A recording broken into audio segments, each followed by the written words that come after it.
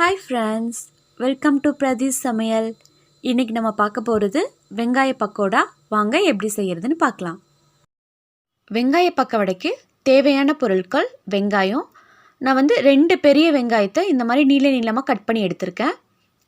அப்புறம் 6 table spoon கடலை மாவு, 3 டேபிள் ஸ்பூன் அரிசி மாவு, கொஞ்சம் கருவேப்பிலை, கொஞ்சம் மல்லி இலை, 1 டீஸ்பூன் இஞ்சி பூண்டு பேஸ்ட்டு, 1/2 டீஸ்பூன் சோம்பு, 1/4 டீஸ்பூன் பெருங்காயம், உப்பு உங்கள் தேவைக்கேற்ப, 1 டீஸ்பூன் மிளகாய்த்தூள்.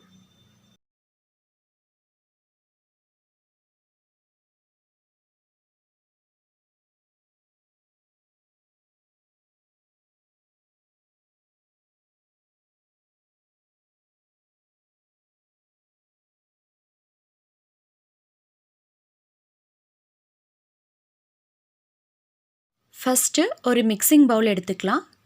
அதில் நம்ம கட் பண்ணி வச்சுருக்க வெங்காயத்தை சேர்த்துடலாம். சேர்த்துட்டு நல்லா கையில் பிசைஞ்சு விட்டிங்க அப்படின்னா ஒன்றோட ஒன்று ஒட்டாமல் உதிரியாக வந்துடும். இந்த மாதிரி ஒன்றோட ஒன்று ஒட்டாமல் ரெடி பண்ணி எடுத்துக்கலாம். இப்போது இதில் 1 டீஸ்பூன் அளவுக்கு இஞ்சி பூண்டு பேஸ்ட்டு சேர்த்திக்கலாம். அப்புறம் 1/2 டீஸ்பூன் சோம்பு, இதுக்கப்புறம் கொஞ்சமாக உப்பு. நான் ஒரு 1/2 டீஸ்பூன் சேர்க்குறேன். நீங்கள் ஃபஸ்ட்டு சேர்க்குறப்ப கம்மியாக சேர்த்துக்கோங்க, பத்தலை அப்படின்னா லாஸ்ட்டில் ஆட் பண்ணிக்கலாம். 1 டீஸ்பூன் அளவுக்கு மிளகாய்த்தூள். நீங்கள் மிளகாய்த்தூளுக்கு பதிலாக பச்சை மிளகாவும் சின்ன சின்னதாக கட் பண்ணி சேர்த்துக்கலாம். 1/4 டீஸ்பூன் அளவுக்கு பெருங்காயம். எல்லாத்தையுமே சேர்த்திட்டு நல்லா மிக்ஸ் பண்ணிடலாம். இது கூட தண்ணி எதுவும் சேர்க்க வேண்டாம், ஏன்னா வெங்காயமே கொஞ்ச நேரத்துக்கு அப்புறம் தண்ணி விடும். இந்த அளவுக்கு நல்லா மிக்ஸ் பண்ணி விட்டுருங்க. இப்போ இது கூட நம்ம மாவெல்லாம் சேர்த்துடலாம். ஃபஸ்ட்டு 6 டேபிள் ஸ்பூன் கடலை மாவு, 3 டேபிள் ஸ்பூன் அரிசி மாவு. நம்ம எவ்வளோ கடலை மாவு எடுக்கிறோமோ அதுக்கு பாதி அரிசி மாவு எடுக்கணும். கொஞ்சமாக கருவேப்பிலை, கொஞ்சம் மல்லி இலை. இது எல்லாமே சேர்த்துட்டு நல்லா மிக்ஸ் பண்ணி விட்டுருங்க. தண்ணி எதுவும் சேர்க்க வேண்டாம்.